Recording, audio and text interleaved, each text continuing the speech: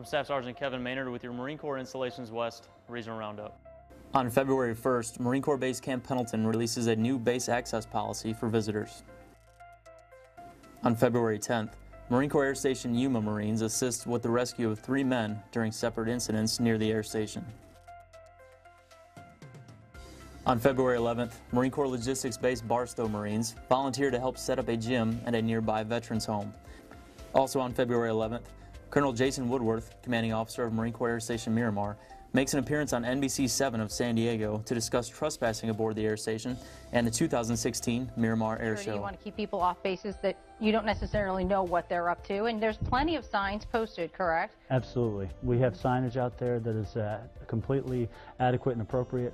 Sometimes those signs are taken down, sometimes those signs are damaged or vandalized, but the signs are out there. And it's pretty clear. And you're getting the word out. You're talking to different communities too. That's right. We work really closely with San Diego Mountain Bike Association. They're a community group that helps us get the message to mountain bikers specifically. We've been out to all sorts of community planning groups to try and make sure the folks in the region area, close area.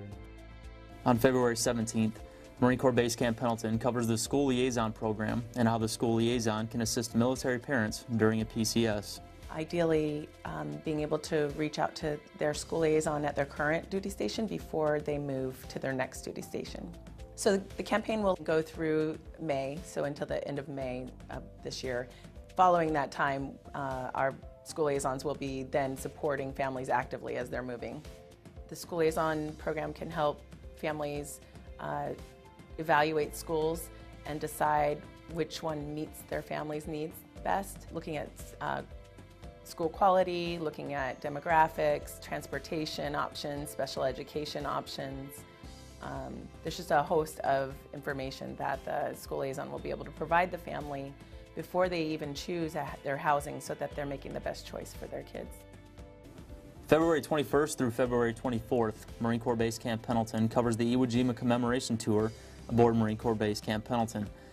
February marked the 71st anniversary of the Battle of Iwo Jima. Things of that nature, but what they really meant, we go in, and every bunch of landing craft that went in, they'd have so many of us on there, and once we hit the beach, we reported to the beach master, and we helped him set up the beach. The Marines nowadays, you know, they're in awe of what these guys did and what they represent.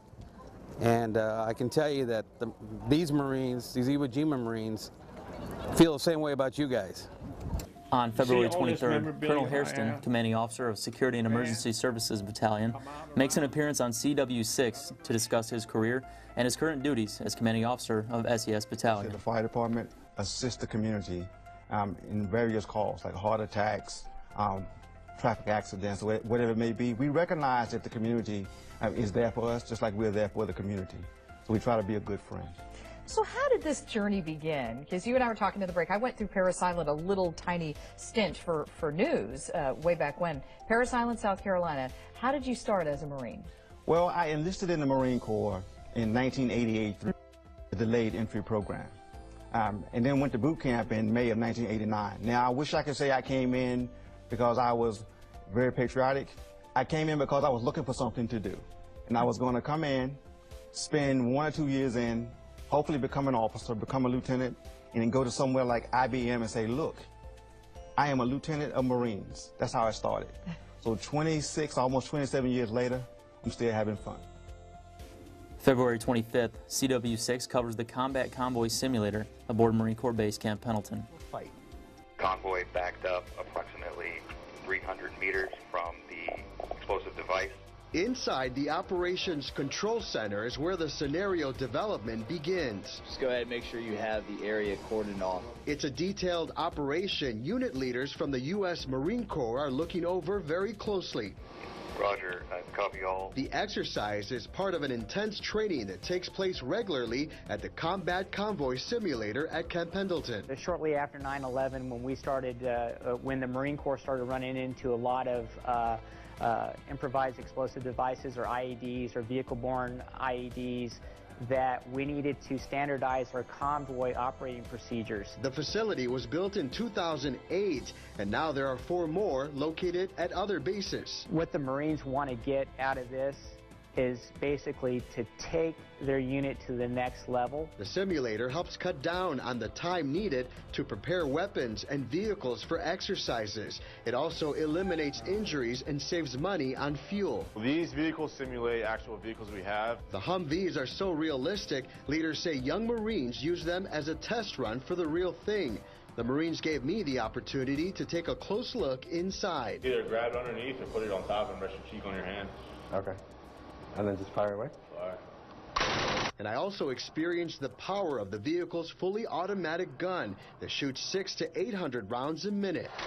The projectors in the room take servicemen and women pretty much anywhere, from the desert to the mountains. You have civilian population there. Some may be carrying weapons, some may be considered hostile, some don't. And it prepares Marines to keep Americans safe. This actually helps Marines build the next fighting force for wherever the next battle may be.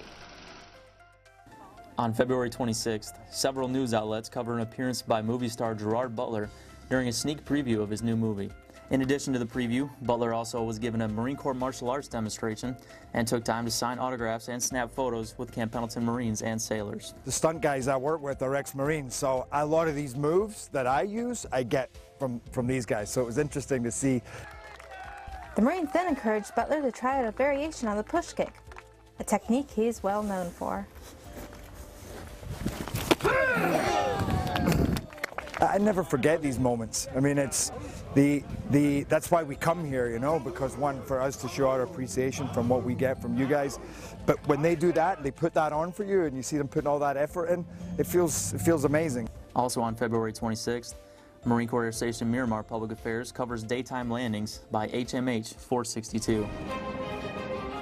Today we conducted section cows, so we're flying with 2 aircraft together and we're landing in confined areas.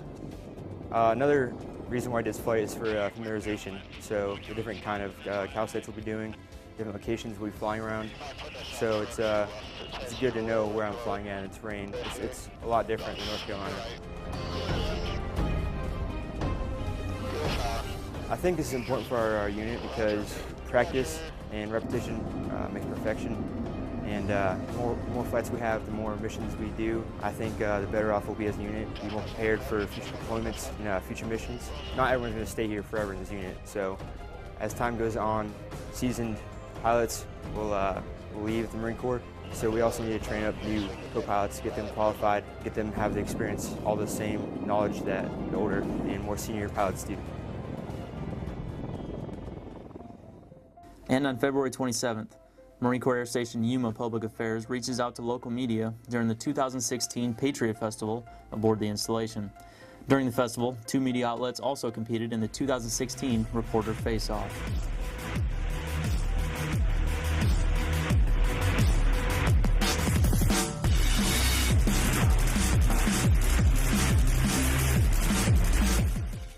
This has been your Marine Corps Installations West Regional Roundup.